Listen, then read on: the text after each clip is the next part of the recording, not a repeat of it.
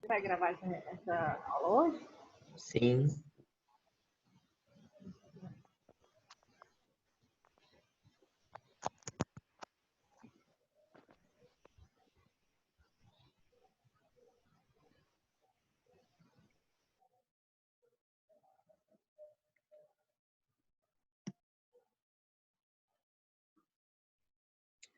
Bom, gente, então acho que a primeira coisa que a gente falou foi essa primeira aulinha aqui, não foi? De fundamentos da microbiologia, né? E aí, é uma aula bem simples, né? Que a gente já viu lá no começo do conteúdo, né? Então hoje é mais uma revisão do que a gente já viu. Então a microbiologia, né? Ela estuda tanto seres eucariontes quanto seres procariontes. Ai, desculpa, gente, bocejei aqui. Bom, a diferença dos seres eucariontes e procariontes nós vamos estudar mais para frente. E nós temos o vírus, que é um organismo acelular, né? Ele não entra nem nesse conceito de procarionte ou eucarionte, porque nem célula ele tem, né?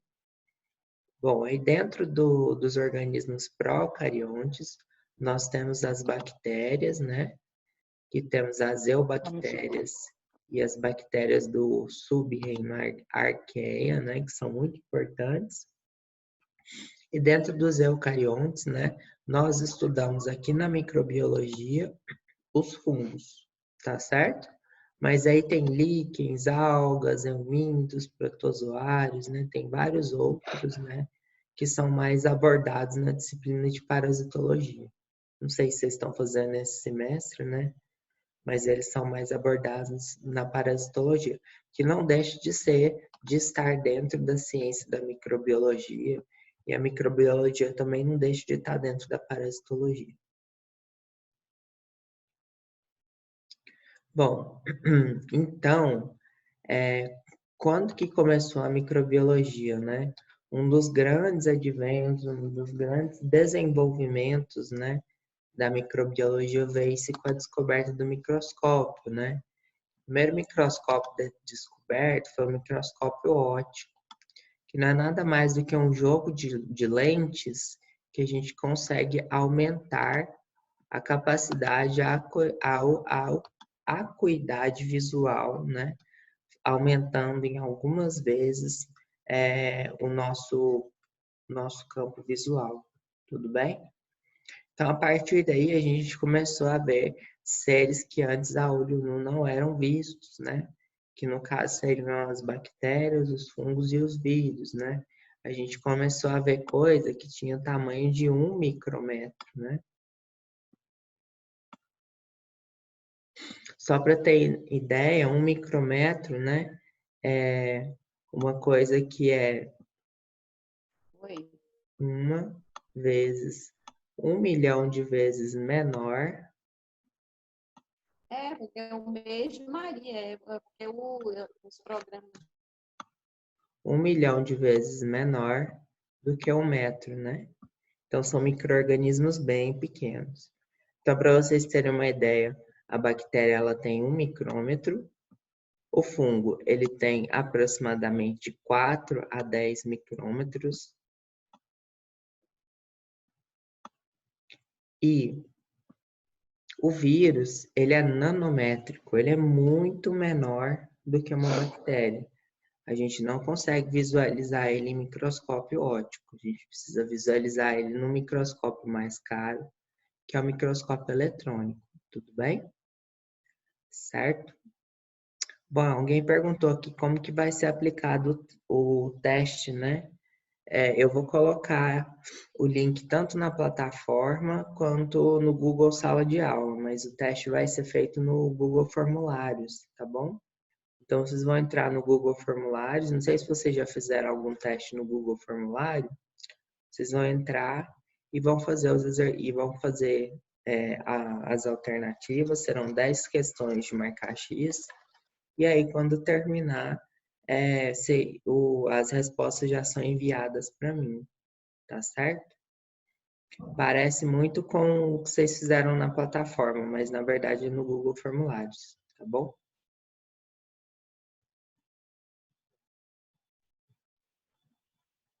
Esse Google Formulário é na plataforma?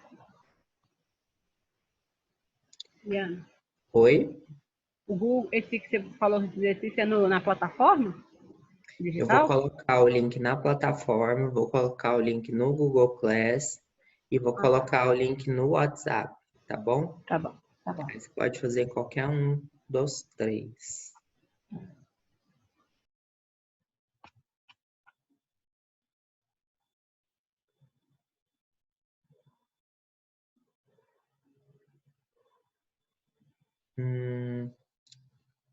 Entendi. Tá certo. Gente, quem tiver com dificuldade de internet, né? Eu vou fazer um exercício de reposição depois, tá bom? Vocês vão ter um tempo maior de fazer. Só que quem puder fazer hoje é melhor, porque esse exercício ele está muito parecido com a prova e assim vai casar muito com a revisão que eu vou dar agora para vocês, tá bom? Então, se vocês puderem fazer um esforço de fazer o exercício hoje, né? Porque aí hoje vocês vão ter um aproveitamento meio maior do que fazer depois. Mas aí, se vocês não conseguirem fazer hoje, não vão perder os 2 pontos, tá bom? Vai ter um exercício posterior para vocês reporem. Só que eu vou passar esse exercício depois da prova, tá bom? Ok?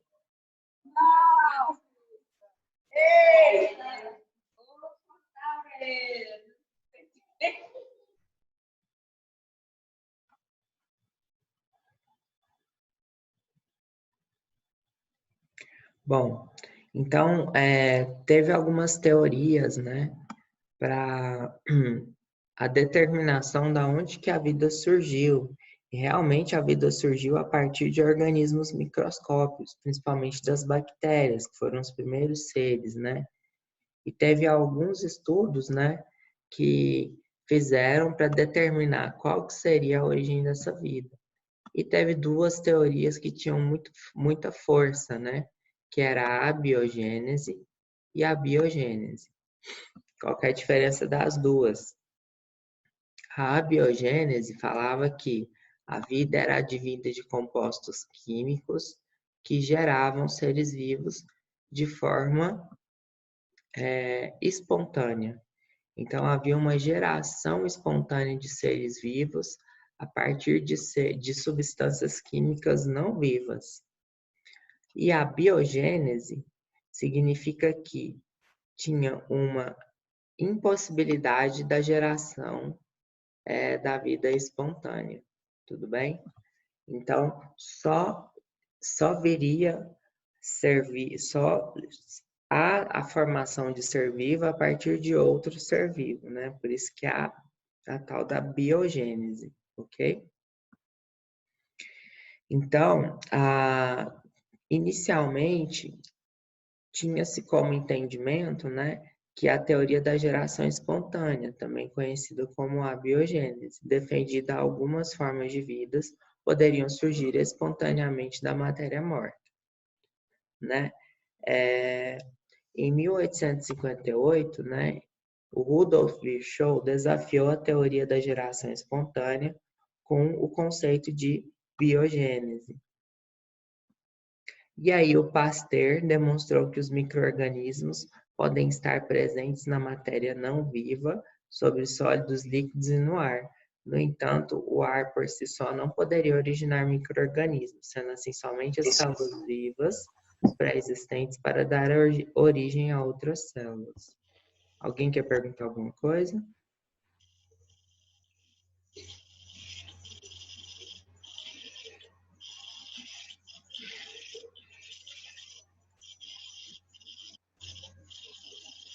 Bom, então vamos para frente, então.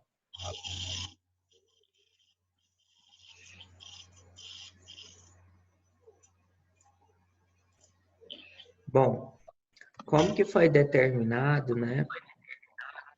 Gente, eu vou pedir para vocês colocarem o microfone no mudo, por favor, que atrapalha um pouquinho a minha linha de raciocínio aqui. Fica saindo esses ruídos, né? Por favor.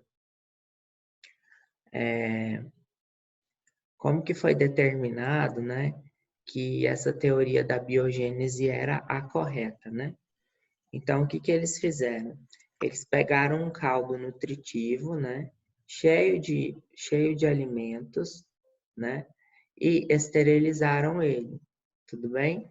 Como? Inicialmente fizeram um gargalo em S, né? Por que esse gargalo em S, né? Esse gargalo em S impedia a entrada dos micro-organismos que estavam no ar para esse caldo. E aí houve uma fervura desse caldo. Quando aconteceu a fervura desse caldo, não houve crescimento microbiano observado quando tinha esse gargalo em S, mostrando que o caldo foi esterilizado e nada nasceu a partir dali. Então, ele comprovou a teoria da biogênese, certo? Quando ele retirou esse gargalo em S, né, ele viu que os micro-organismos cresceram novamente, comprovando que esses micro-organismos eram vindos do ar, ok? Tirou esse gargalinho em S, eles conseguiram entrar e fazer a contaminação, né, do caldo nutritivo.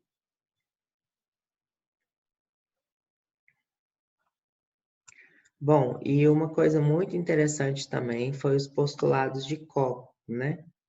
O Koch foi um estudante muito importante da microbiologia, né? E ele viu uma sequência de etapas experimentais, né? Na qual ele consegue determinar, né, a presença desse micro-organismo, né? Advinda da sua origem, né, e conseguir comprovar de forma científica que é ele que está causando uma doença, por exemplo, né? E esses postulados a gente vai ver mais para frente que ele é muito importante. Bom, algumas outras descobertas, né, falando que a lavagem das mãos impedia, por exemplo, a febre puerperal, né, mostrando a correlação entre a microbiota que existe. Alguém me chamou, gente? Bom, mostrando a relação que da microbiota nossa com agentes causadores de infecções graves, né? Em 1869 foi utilizado os primeiros desinfetantes, né? Os agentes antissépticos, né? Em ferida cirúrgica. E em 1876, Koch fez o seu postulado, né? Através de estudos de bactérias, né? Ele meio que determinou como que essa bactéria pode ser originada, causar uma doença isolada e reisolada a partir dos seus postulados, ok? Bom, então o postulado de Koch é uma sequência de etapas experimentais capazes de relacionar diretamente um micróbio específico a uma doença específica. Então, o micro-organismo deve estar sempre presente nas lesões dos hospedeiros doentes, é uma associação constante. Então, por exemplo, a pessoa tem uma pereba, né? Então, o que que ele determinou? Ele determinou que eu posso pegar esse micro-organismo da pereba da pessoa e isolar numa cultura pura, por exemplo, num meio de cultura. E aí esse micro-organismo isolado deve reproduzir os sintomas quando inoculado em um hospedeiro sadio. Então, o que ele fez? Ele pegou uma pereba, esfregou na pereba lá e colocou no meio de cultura. Isolou esse micro-organismo da pereba de uma pessoa. Quando ele, muito maldosamente, introduz esse micro-organismo em outra pessoa, a outra pessoa vai ter a mesma pereba que a anterior e vai ter os mesmos sintomas que a anterior. Então, ele pode comprovar que o que está causando essas manifestações clínicas é o micro-organismo que ele isolou em um meio de cultura. Tudo bem? E esse micro-organismo, quando ele fizer a pereba na pessoa, na outra pessoa, ele pode ser reisolado, né, através de um novo inoculado artificialmente e corresponder a todas as características macroscópicas, né, do micro-organismo original. Tá certo? Então, basicamente, é isso o postulado. ele meio que comprova que o agente causador é um micro-organismo. Eu posso retirar da pereba de uma pessoa, isolar ele num meio de cultura, ele vai ter uma característica X, vamos supor, ele tem uma colônia amarela. E aí, quando eu pego essa bactéria e coloco em outra pessoa, em outro hospedeiro, a pessoa vai ter as mesmas lesões que do hospedeiro primário. E aí, quando eu vou e retiro essa bactéria da pessoa, da segunda pessoa, e coloco no meio de cultura de novo, vai ser uma colônia também amarela. Tudo bem? Tranquilo, gente? Bom, e outra descoberta muito importante, né? Foram a descoberta dos tratamentos antimicrobianos contra essas infecções. O primeiro foi em 1910, Paul Ehrlich, né? Que ele descobriu que alguns metais tratavam infecções muito graves na época, por exemplo, a IST, né, a infecção sexualmente transmissível, a sífilis.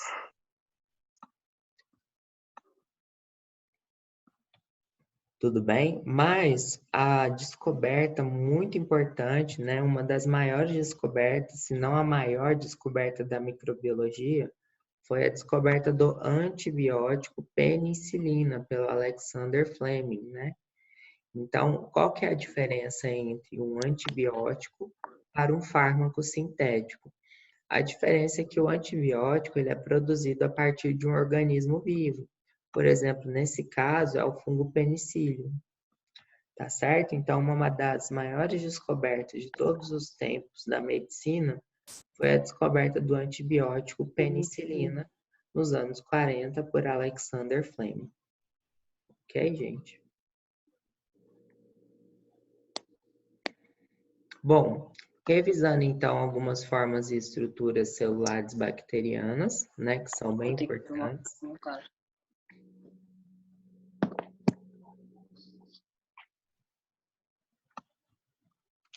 Bom,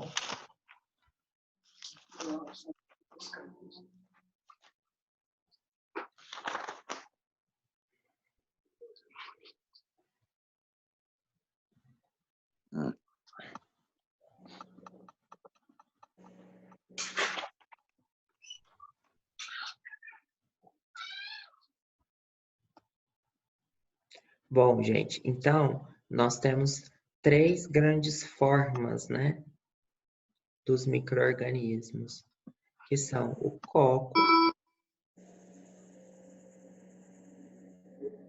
que são estruturas esféricas, tudo bem? Gente, por favor, desliga o áudio, porque eu perco o raciocínio quando parece esses barulhos assim, tá bom? Então, os principais são os cocos, que são as estruturas esféricas, ok? Os bacilos ou os bastonetes, tá certo? Que são estruturas mais em forma de bastão. E os espirilos ou espiralados. Essas são as principais formas bacterianas que são observadas, né, no microscópio, tá certo? Então, o que a gente deve lembrar é que as três principais formas são essas: coco, bacilo e espirilo ou espiralado. Bem?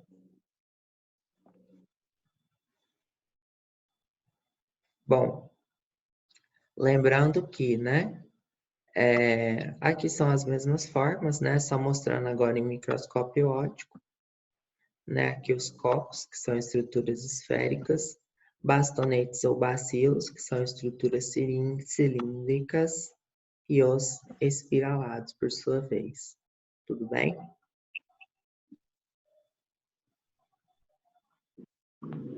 Bom, os cocos, eles têm dois arranjos importantes, né? O que são arranjos?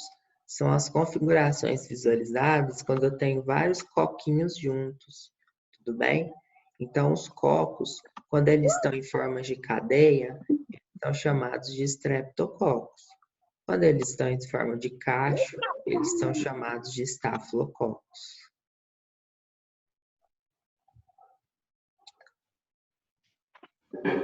Voltou?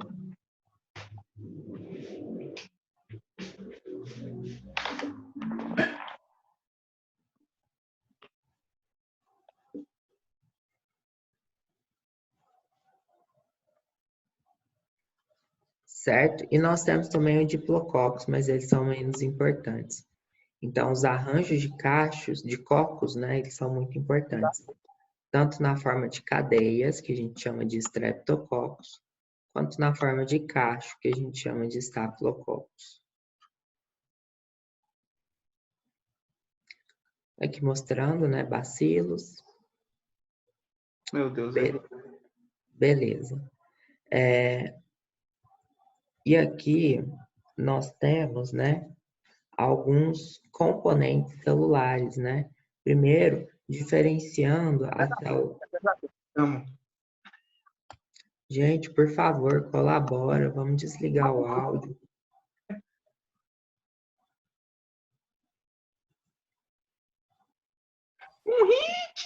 Professor, Silencia aí, professor. Qual que é a verdade? Aí tá estresse. difícil. Ah, Silencia de todo mundo, deixa só do senhor. Então, cadê o senhor consegue? eu vou colocar Se a aqui. pessoa que tá com o áudio ligado não vê que tá ligado, só chegar e falar, né? Chega-se do pessoa aí. vou apertar esse. Não, piorou. É porque não é muito fácil, ele some a hora que é para colocar para todo mundo. Eu tô.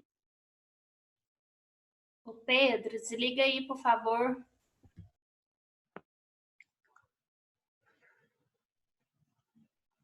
Aí é ruim porque a gente assusta, né? E aí eu perco totalmente o foco do que eu tava falando. Mas tudo bem, vamos continuar então. Certo? Bom, então, certo. Qual que é a diferença entre a célula procarionte e a célula eucarionte? Primeiro, né? A célula eucarionte, ela tem organelas citoplasmáticas.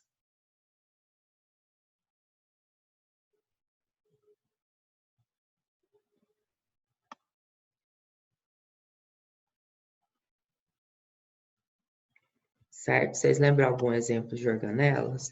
Mitocôndria, complexo de Golgi, lisossomos, etc, né? Organelas citoplasmáticas.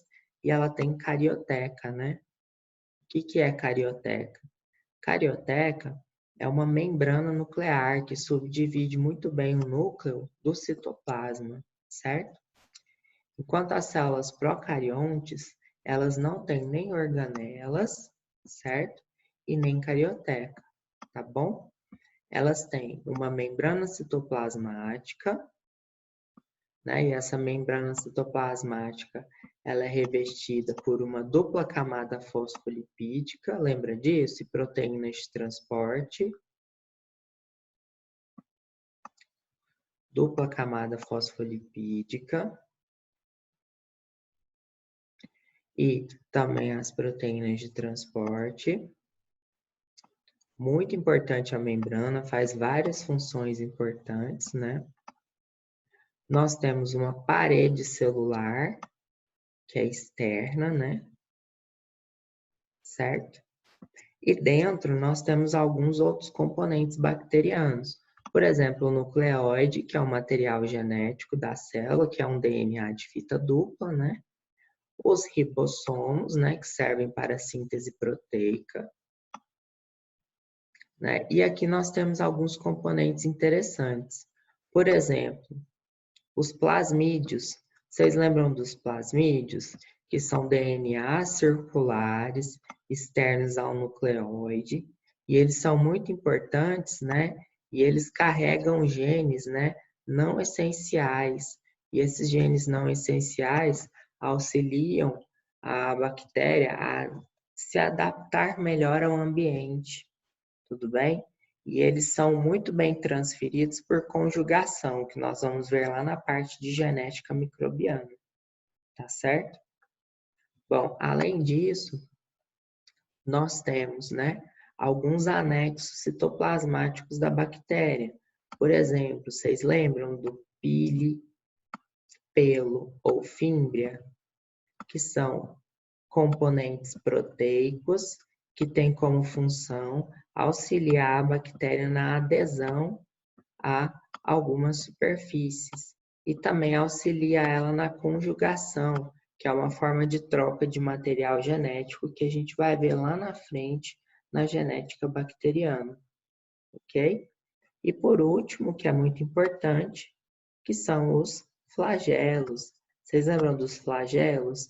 Que é uma estrutura proteica, que é a única estrutura bacteriana que promove movimento. Então, bactéria anda, mas somente aquela que tem flagelo. Tudo bem, gente? E além disso, né, que eu acredito que a gente vai ver mais para frente, a bactéria ela pode estar ou na sua forma metabolicamente viável, ou ela pode estar na sua forma de resistência. Então, quando ela está num ambiente muito ríspido para ela, muito tóxico para ela muda sua morfologia e geralmente ela fica na forma de esporo, que é uma forma muito mais protetora do que a forma normal. Tudo bem? Então, fizemos uma revisão bem legal de citologia bacteriana, né?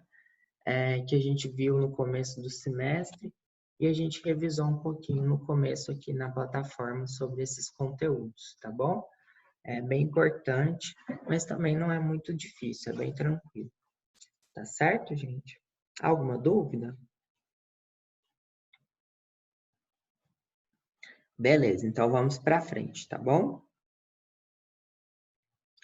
Bom, então só mostrando aqui neste quadrinho a diferença, né, de um para outro, né? Na célula procarionte, que é a célula bacteriana, né? O núcleo é ausente, né? E o nucleolo também, né? Na verdade, é um emaranhado de um DNA somente, não é dividido entre, não tem separação do material genético com o cromossomo, certo? O cromossomo. Oi.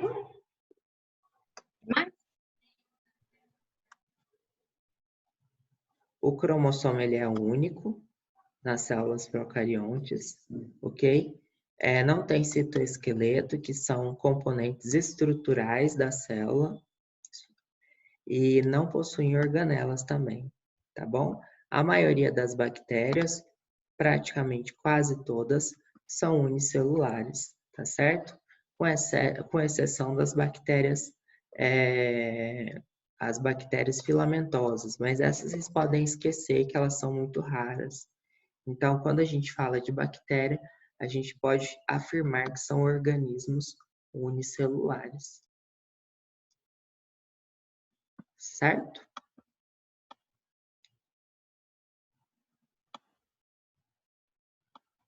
Bom, então essa primeira aula, vocês têm alguma dúvida, gente? Tranquilo, né? Podemos ir para a segunda? Sim. Então vamos.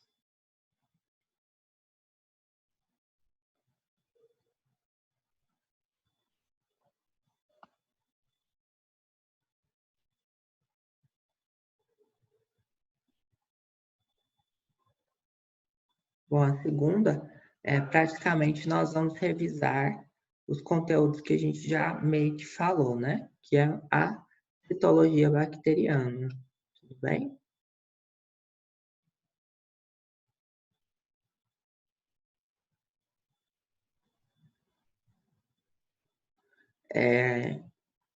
Qual que tem flagelo, mas não anda? Não, todas que têm flagelo, elas se movimentam, tá bom? Se tem flagelo, anda a bactéria. Se não tem flagelo, não anda, tá certo? Então, não é toda bactéria que tem flagelo, mas toda bactéria que tem flagelo tem movimento. Aí a gente não pode confundir o flagelo com Fimbria pelopili, tá certo? Fimbria pelopili não dá movimento à bactéria, dá somente aderência e também promove a conjugação, que nós vamos ver na genética, tá certo? Então, não confunda flagelo com Fimbria pelopili, tá certo? Isso é assim, ó. Deixa eu mostrar aqui. Então, tem uma bactéria aqui, né? Nós temos algumas estruturas fibrilares menores, que são as fibras, pelos ou pílis, que elas não dão movimentos, tá bom? E nós temos um anexo maior, que é o flagelo, que ele tem um gancho, né? E tem uma estrutura filamentosa que a gente chama de chicote, né? E dentro do flagelo tem uma proteína que chama flagelina. Essa proteína é a que dá movimento, tá certo? Então é só o flagelo que dá movimento. Essa outra estrutura fibrilar, que são as fibras, pelos e pílis, elas não dão movimento. Tudo bem, gente?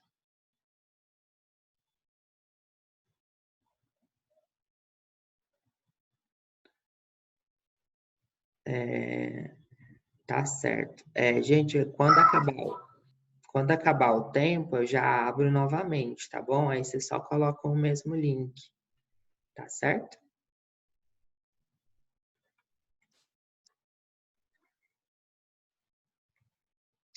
Bom, então, o primeiro compartimento muito importante que a gente fala é a membrana plasmática, né? Que ela é envolta por uma bicamada fosfolipídica, né? Presente também com biomoléculas, sendo que a principal biomolécula junto com a dupla camada fosfolipídica, né? São as proteínas de transporte, né? Lembrando que as células bacterianas, elas não têm colesterol, como as células humanas, tá certo? E as células também, elas têm outras biomoléculas importantes, né? Mas aqui não vem ao comentário agora, né? E elas são responsáveis pela hereditariedade, né? Ou seja, a transmissão de material genético, de características para sua prole, a partir de uma molécula, que é a molécula de DNA fita dupla circular, né? E também a síntese de proteínas, que também é feita a partir do DNA, né? Que é produzida uma molécula de transporte, que é a molécula de RNA, através da síntese de proteínas, né? Não sei se vocês lembram lá da genética, né? O DNA é a molécula que guarda o material genético, certo? E esse material genético, ele é transportado pela molécula de RNA, geralmente um RNA mensageiro, certo? E esse RNA mensageiro vai lá no ribossomo, que é uma organela, né? A única organela que as bactérias têm, e transforma RNA em proteína. E a proteína é a tal da molécula funcional ou estrutural da célula, muito importante, né? Então, nós guardamos a memória na molécula de DNA, o RNA pega essa informação e transporta para o citoplasma lá no ribossomo e faz a síntese da molécula funcional, que é a proteína, tá certo? Esse daqui é o dogma central da biologia molecular, né? DNA faz RNA, RNA faz proteína. Quando eu transformo DNA em RNA, eu chamo de transcrição do material genético.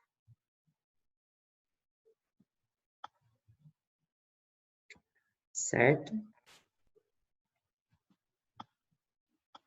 Quando eu transformo RNA em proteína funcional, essa é a tradução do material genético, tudo bem?